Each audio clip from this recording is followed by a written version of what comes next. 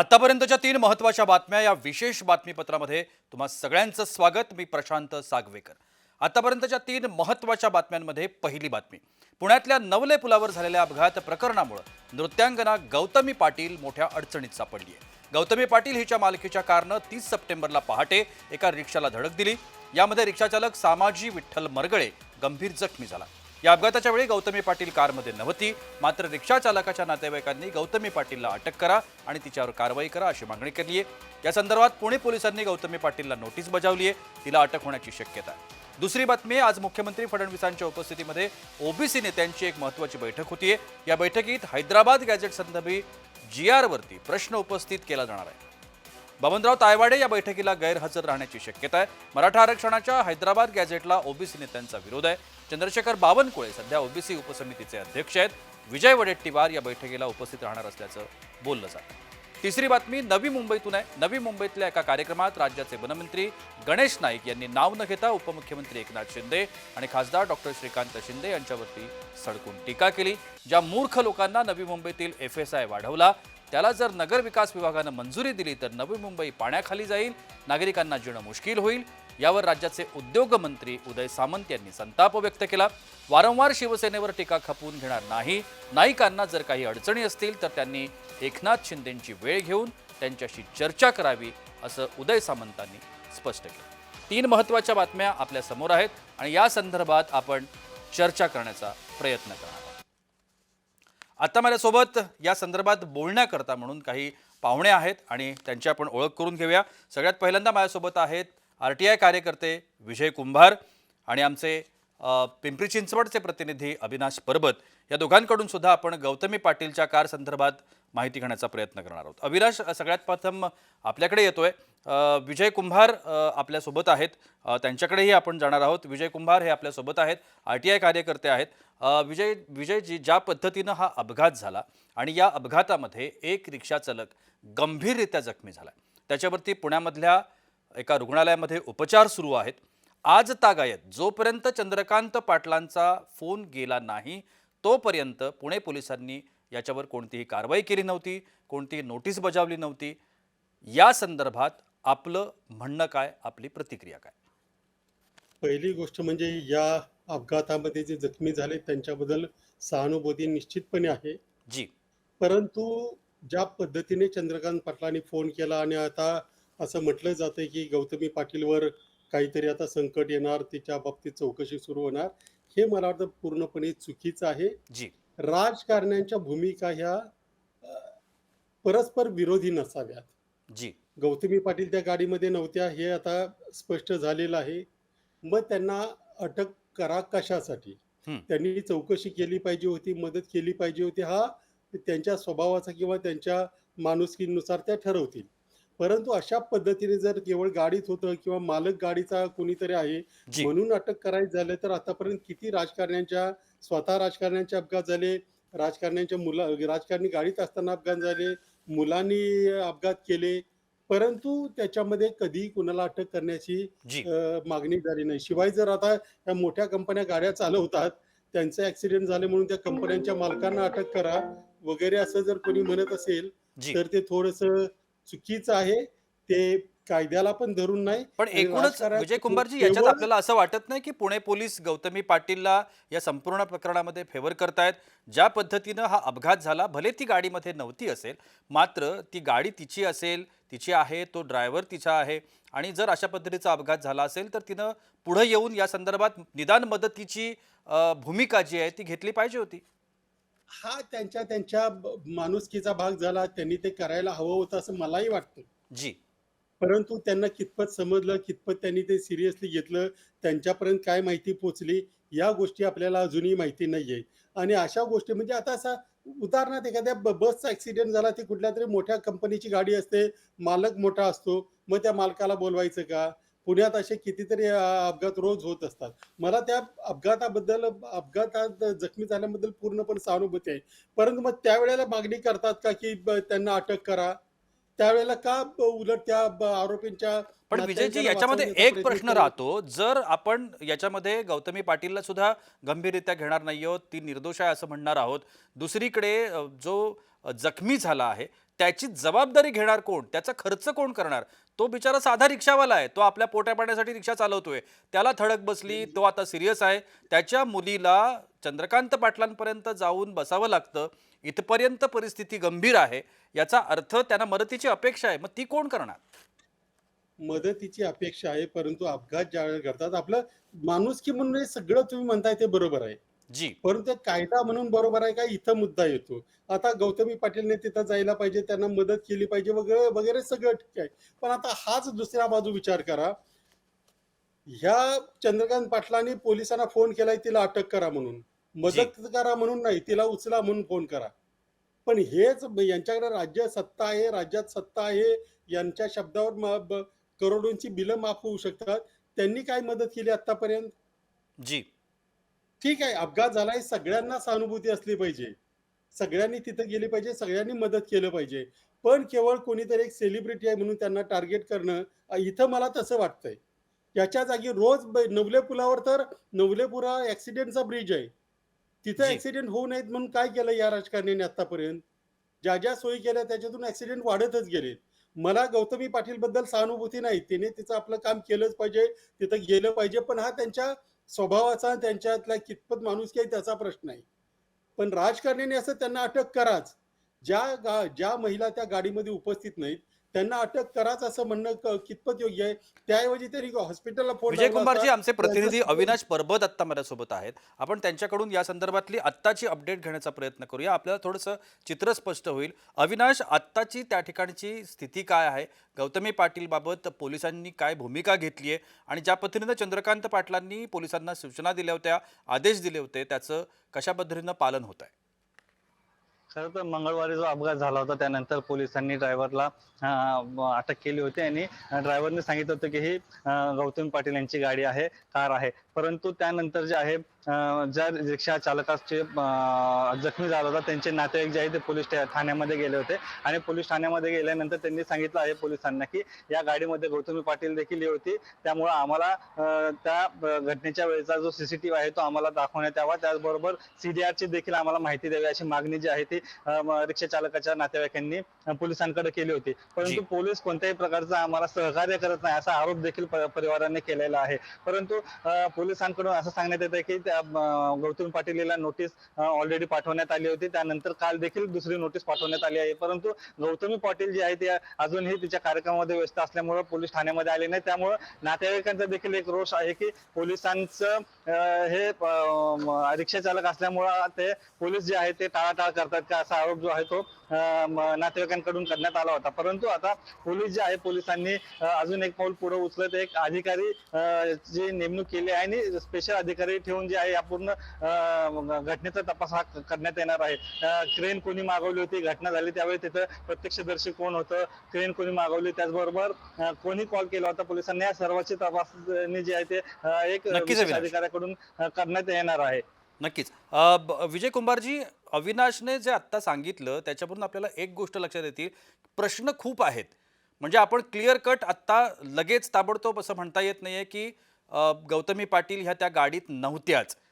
हा पोलीस तपासाचा भाग आहे. कदाचित पुढे जाऊन या संदर्भातल्या आणखीन काही विचित्र आणि वेगळ्या गोष्टी समोर येऊ शकतात. मला असं वाटतं की प्रायोरिटी आत्ता त्या रिक्षा चालकाच्या मदतीला द्यायला हवी. अगदी आज ज्या पद्धतीनं ही दुसरी भांडणं, गोष्ट हा वाद जाणीवपूर्वक थांबवली जर वाढला राजकीय पक्षातला आणि गौतमी पाटील यांच्या संपूर्ण त्या ग्रुपमधला, तर तो रिक्षाचालक जो आहे तो दुर्लक्षित होईल.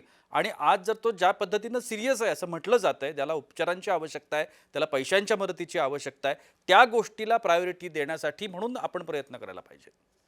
नक्की. परंतु याच्यामध्ये ज्या पद्धतीने आता सांगितलं गेलं, की गौतमी पाटीलला नोटीस पाठवून आली नाही.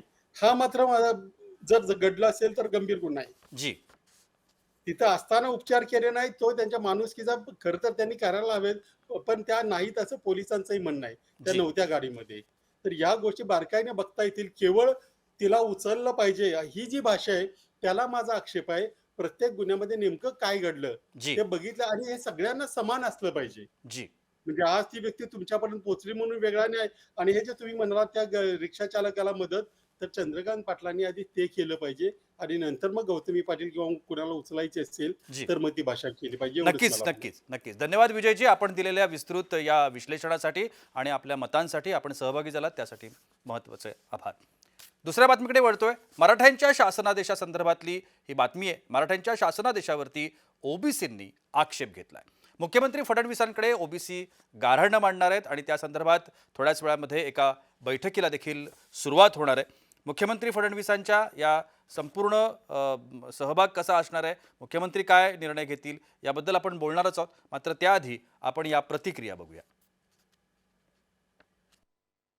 सकल ओबीसी महामोर्चांनी त्यांना विरोध केला त्या कारण त्यांची भूमिका या जे आरच्या समर्थनार्थ होती आणि त्या जे आरचा नुकसान नक्की ओबीसी समाजाला होतो असं सर्व ओबीसी बांधवांची भावना आहे आणि त्याबद्दलचं चीड आणि राग आहे. त्यामुळे आजच्या बैठकीमध्ये हा जे आर रद्द करावा ही मागणी असेल. जे 2 सप्टेंबर 2025च्या जी आरच्या संदर्भात जो संभ्रम निर्माण झालेला होता त्यामध्ये अनेक ओबीसी संघटनेने मोर्चे काढले होते. त्या सगळ्या संघटनेचं आज मुंबई इथे सह्याद्री अतिथीगृहामध्ये 12 वाजता बैठक आहे आणि या बैठकीत माननीय मुख्यमंत्री देवेंद्र फडणवीस साहेब असतील, उपमुख्यमंत्री एकनाथ शिंदे साहेब असतील आणि अजितदादा पवार सुद्धा असतील. ज्या जीआरमुळे ओबीसीचं नुकसान होत नाही हे मी दाव्याने सांगतोय. तो जीआर रद्द करण्याचं कारण काय? त्यांचं मत आहे की नुकसान होते आहे म्हणून शासनाने तो जीआर रद्द करा. उद्या हा जीआर असला काय आणि रद्द झाला काय, दोन्ही बाबीमुळे ओबीसीच्या आरक्षणावर फरक पडणार नाही. या संपूर्ण विषयासंदर्भात मराठा आंदोलक मनोज जरांगे पाटील बोलतायत. आपण थेट जाऊया. शेतकऱ्यांच्या संदर्भात काय झालं? शेतकऱ्यांच्या संदर्भात तुम्ही आंदोलन करणार असं घोषणा केली ना, ते पण म्हणाले की मी पण तुमच्यासोबत ते आंदोलनात तयार आहे. होईल ना, आता बैठक होईल, दिवाळीच्या नंतर बैठक होईल ना, आपण सगळ्यांना बोलून एकत्र शेतकऱ्यांसाठी. पाटील साहेब, शेतकऱ्यांचा एवढा मोठा प्रश्न आहे, सगळे प्रश्न असताना राज्य सरकार आय लव्ह मोहम्मद आणि आय लव्ह महादेव याच्यावर आता फार जास्त जो अमरावतीमध्ये परिस्थिती तणावपूर्ण झालेली या विषयावर सरकारला या सगळ्या गोष्टीसाठी लक्ष हटवण्यासाठी असं काही कुठं होण्याची शक्यता आहे? नाही नाही, लक्ष हटत नसतं. काय असतो, एक नाद असतो लागलेला आणि तेढ निर्माण करल्याशिवाय आपल्याला करमत नाही. अशा वृत्तीचे काही राजकीय नेते असतील, यांच्या ह्या नाशक्या भूमिकेमुळं अशी परिस्थिती उद्भवते. परंतु नेटानं आणि धाडसानं त्याला तोंड द्यायचं असतं. सगळ्या जाती धर्माच्या लोकांनी हपकायचं नसतं, घाबरायचं नसतं. संकट येत असतं, त्या संकटाला सामोरं जायचं धाडसानं. हे प्रत्येकानं आपण आपल्या रक्तात भिनून घेतलं पाहिजे. कुठं लय मोठे गँग आली म्हणून घाबरून बसायची गरज नाही. त्याला तोंड देणं सुद्धा गरजेचं आहे, तर ते बंद होईल. जर आपण त्याला तोंड नाही दिलं तर ते बंद होणार नाही, ते जास्त करत राहतील. प्रत्येकाला अन्याय होत असेल तर धाडसानं त्या अन्यायाला सामोरा प्रत्येक जाती धर्मातल्या लोकांनी जाणं गरजेचं.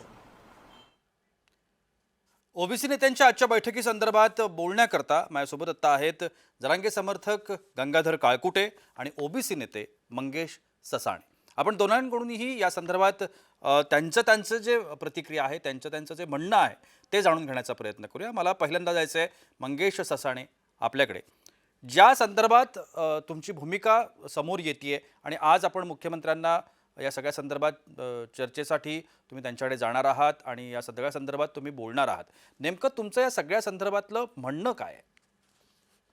आमचं म्हणणं एकच आहे की हा जो जी आर आहे ओबीसीचा घात करणारा, जी या मनोज जरांगेंना त्या मुंबईमधनं बाहेर काढण्यासाठी शेवटी दिलेलं ते जे काय त्यांनी आपण जे काय लॉलीपॉप म्हणता येईल, पण त्या माध्यमातनं त्यांना पाहिजे होतं हैदराबाद गॅजेटच्या नोंदीनुसार.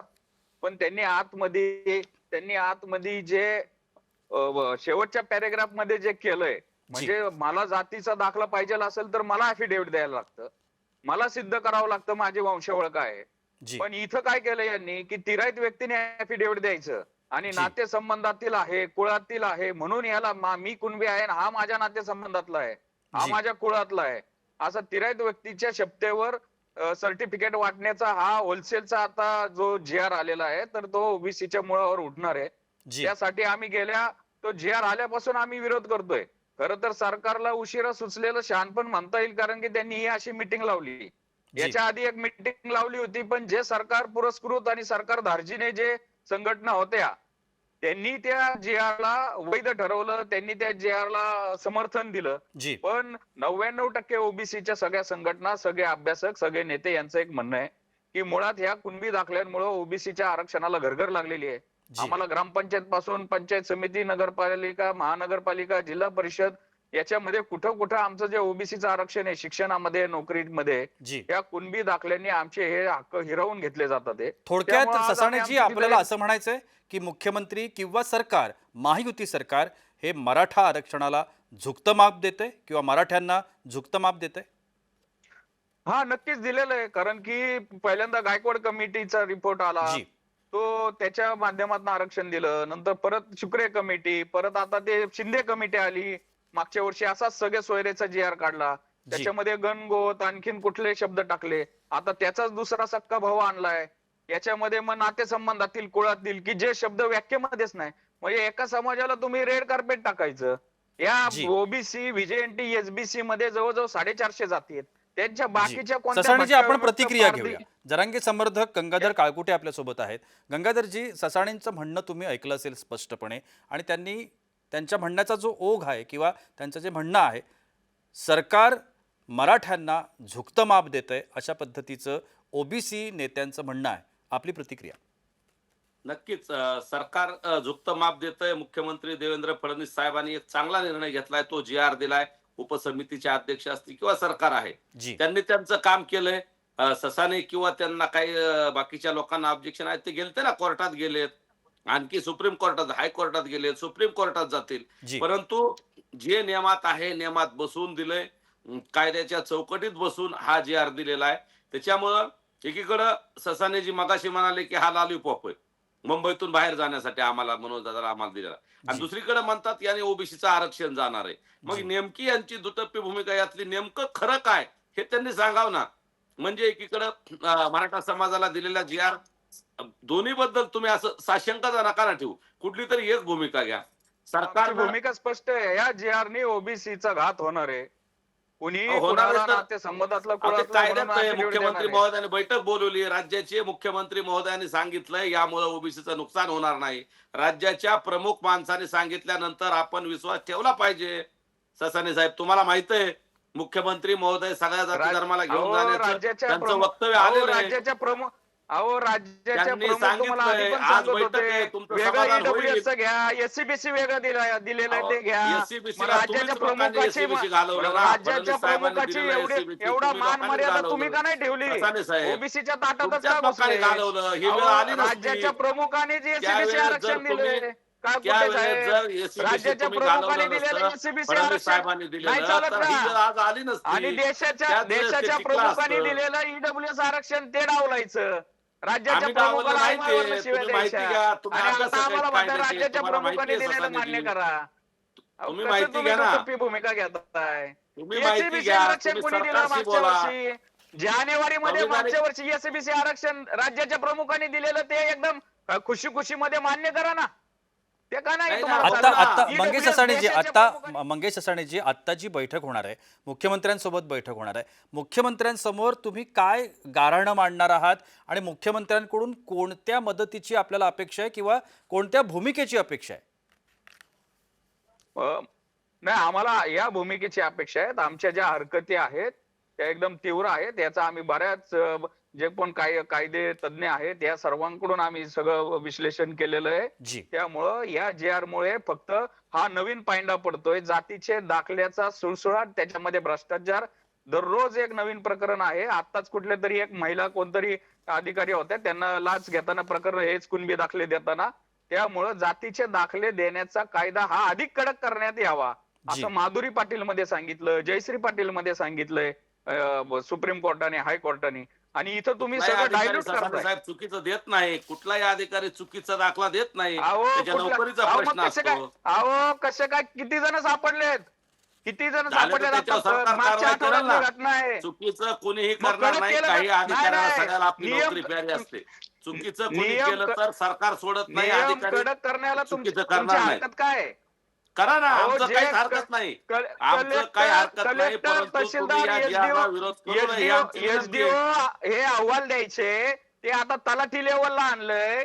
हे का बरं? आणि प्रक्रिया 450 सुटसुटीत जाती आहेत केली ना, फक्त एकाच. अधिकारी शेवटी अहो, कोणताही असला तर 450 प्रक्रिया जाती सुटसुटीत आहेत. केली शासनाने. अहो, एकाच जातीसाठी कशी काय प्रक्रिया सोपी केली? एकाच तुम्ही जातीसाठी गंगाधर घ्या ना, काळकुटीजी, मला गंगाधर आंदोलन काळकुटीजी, लावली. आता आपण ज्या पद्धतीनं या सगळ्या संदर्भातला समर्थन देताय म्हणूया किंवा सरकार आपल्या पाठीशी आहे असं म्हणताय, मात्र मनोज जरांगे पाटलांनी वक्तव्य केलेली होती. याच्याही अगोदर त्यांनी म्हटलेलं होतं की सरकार आम्हाला मदत करत नाहीये किंवा सरकार आमच्या विरोधी भूमिका घेत आहे, असं मनोज जरांगे पाटील स्वतः म्हणालेले आहेत अनेकदा अनेक भाषणांमधून. आत्ता ही भूमिका बदलताना दिसते. नाही, नक्कीच. आता तर काळकुटे म्हणले की चांगलं केलंय म्हणून. जी कारण की काय आहे, त्यांनी त्यासाठीच केलेलं आहे की कुठेतरी सरकार म्हणजे समाजाचा दबाव टाकायचा. बाबा आमचे 170 आमदार आहेत, आमच्याकडे सत्ता आहे, आमच्याकडे सहकार आहे, आमच्याकडे सगळं आहे. गावगाड्यामध्ये आमच्याकडे सगळी राजसत्ता आहे. त्यामुळं मग तुम्हाला 4-2% येणाऱ्या लोक आहेत ते, स्थानिक ज्यांच्यावर स्वराज्य- सत्ता आहे, स्थानिक ज्यांच्याकडे स्वराज्य- सत्ता आहे ते स्थानिक पुणे आपले स्वराज्य नसतात. संस्थांमध्ये 4-2% लोक आहेत ससाणे अहो, साहेबचे. काल पण धमकी दिलीच की त्यांनी. काल अहो, पण ती आम्ही तुम्हाला मराठवाड्यातली भाषा दाखवतो आहे, त्यांनी समजून घ्या. मराठवाड्यातली बोली अहो, भाषा आहे ती.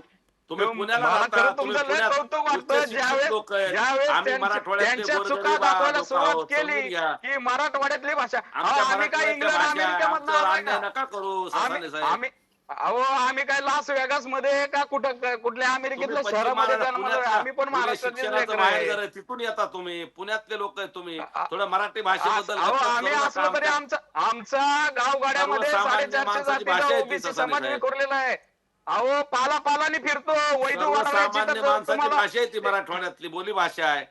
धमकी समजू नका अहो, ती. शिव्या द्यायच्या. मला मला दोघांनाही बोली मला भाषा- दोघांनाही एक प्रश्न या ठिकाणी अगदी दोघांनाही विचारावासा वाटतो. दोघांनी स्वतंत्ररित्या उत्तर द्या. वाद होतील, मात्र या सगळ्या संदर्भामध्ये ज्या पद्धतीनं भूमिका आता सरकार घेत आहे, एका बाजूला मराठा आहेत, एका बाजूला ओबीसी आहेत, दोन्ही या वादामध्ये दोघांनाही न्याय मिळत नाहीये असं वाटत नाही ससाणेजी? तुमच्यातल्या नक्कीच. आता वादांमुळे याच्यामध्ये असं होतंय. दोघांनाही नाही, न्याय माझं मिळत स्पष्ट नाहीये, मत आहे. निर्णयावरती माझं सरकार येत स्पष्ट- नाही असं वाटत नाहीये? नाही, माझं स्पष्ट मत आहे. कारण की जो मागणी करणारा असतात, आंदोलक असतात, जी प्रत्येकाला कळलं पाहिजे आपण कोणत्या कॅटेगरीमध्ये आपल्यासाठी काय दिलेलं आहे. आता ओबीसी साठी ओबीसीचं आरक्षण 15/4 16/4 आहे. पण ह्या देशातला जो राज्यकर्ता समाज आहे, जो क्षत्रिय समाज आहे, जो पुढारलेला आहे, त्यांच्या गरिबांची जिथं प्रश्न निर्माण झाले, पटेल, जाट, गुज्जर, या सर्वांसाठी मग मोदींनी या भाजप सरकारने एक चांगली गोष्ट केली. 4-2% मराठ्याचे श्रीमंत आहेत, त्यांचा सामान्य अहो, मराठ्याशी, ऐका ना गोरगरीब आता. मराठ्याशी त्याला अहो, जोडू नका. सामाजिक माध्यम पण काय कुठे साहेब, मग हे ईडब्ल्यूचं आरक्षण 8.5% लाभ घेतला नक्कीच, होता. नक्कीच, नक्कीच, त्याचा नक्कीच. कट ऑफ आम्ही कुठं 450 नाकारलं? आहे. सरकारनं ते 10% दिल्यामुळे नक्कीच. आमचं ते गेलं मला ना, मला आम्ही कुठं थोडंसं मागितलं वेळेचं होतं? वेळेचं बंधन आहे, मी दोघांनाही थांबवतो कुणी आणि नाकारलं? दोघांनाही तुम्ही आज धन्यवाद पण देतो मला- वाहिनीच्या वतीने. तुम्ही दोघंही सहभागी झालात या चर्चेमध्ये आणि आपापली मतं ठामपणे तुम्ही मांडलेली आहेत. मला तिसऱ्या बातमीकडे जायचं आहे. तिसरी बातमी नवी मुंबईतून गणेश नाईक यांनी जे वक्तव्य केलं त्या संदर्भातली आहे. नवी मुंबईमध्ये एका कार्यक्रमात राज्याचे वनमंत्री गणेश नाईक यांनी नाव न घेता उपमुख्यमंत्री एकनाथ शिंदे आणि डॉक्टर खासदार शिंदे यांच्यावरती जोरदार टीका केली आणि त्याला राज्याचे उद्योगमंत्री उदय सामंत यांनी प्रत्युत्तर दिलं. त्यांनी असं म्हटलं की शिवसेनेवरती वारंवार टीका खपवून घेतली जाणार नाही.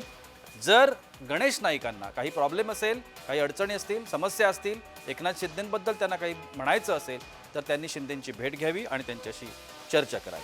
आपल्या या विषयासंदर्भात आपल्यासोबत बोलण्याकरता आत्ता माझ्यासोबत जोडले गेलेले आहेत शिवसेनेचे संपर्क प्रमुख अंकुश कदम आणि माजी महापौर सागर नाईक.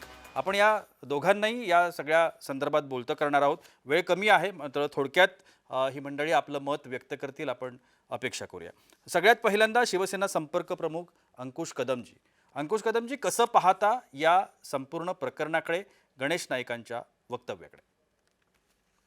आता खऱ्या अर्थाने भारतीय जनता पार्टीला आत्मचिंतन करण्याची गरज आहे. कारण मी त्यांच्या वरिष्ठांचा फार आदर करतो. आमच्या मित्र पक्षातल्या प्रत्येक वरिष्ठांचा आम्ही आदर करतो.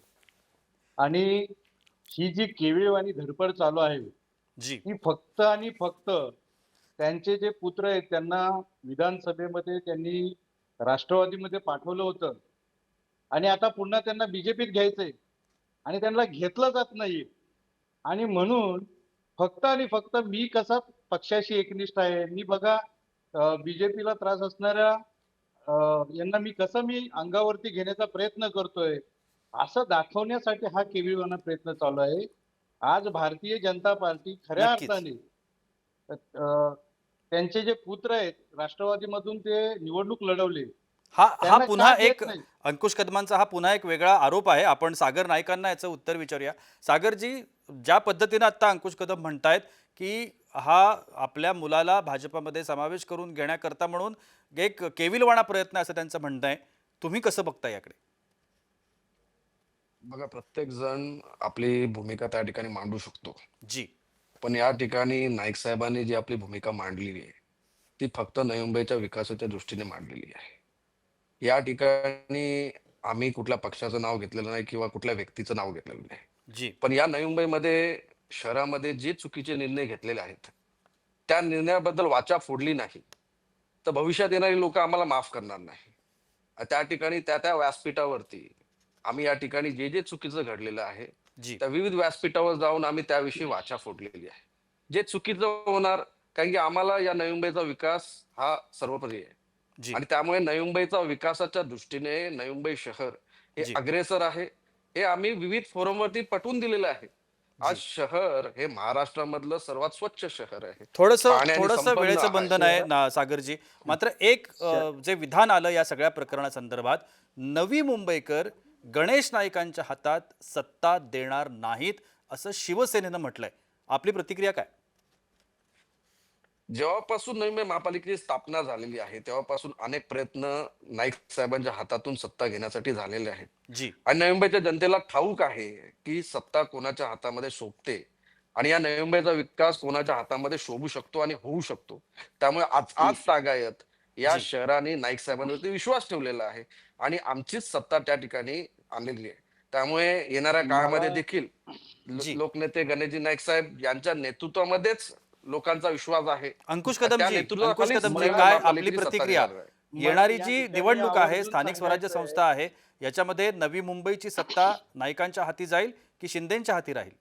नाही नाही, मला आवर्जून या ठिकाणी सांगायचं आहे जी की हे जे बोलतायत ना की आमच्याच हाती किंवा मग स्पेशली नाईक साहेबांच्याच हाती जाईल, जी ही सत्ता महायुतीच्या हाती म्हणजे भाजपा शिवसेनेच्या हाती जावी, जी हा आमचा अट्टास आहे.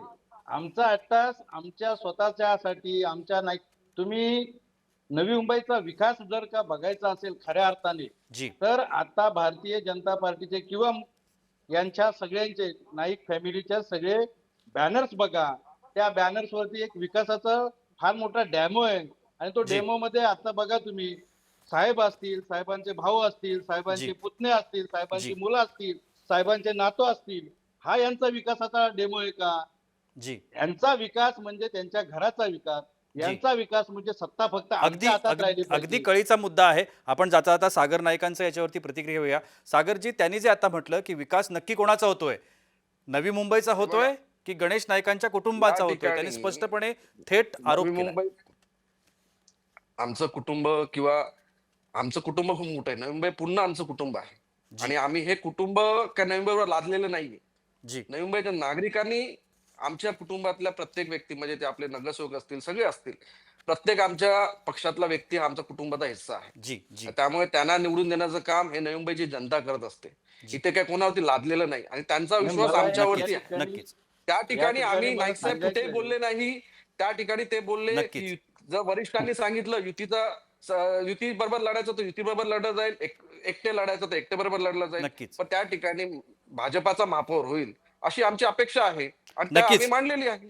नक्कीच नक्कीच मला वेळाभावी थांबावं लागतंय. दोघांनाही खूप खूप धन्यवाद. तुम्ही आमच्याशी बोललात, चर्चा केलीत आणि आपापली मतं, आपापल्या प्रतिक्रिया आमच्यासमोर ठेवल्यात त्याकरता. या विशेष बातमीपत्रात वेळ होते आता इथेच थांबण्याची.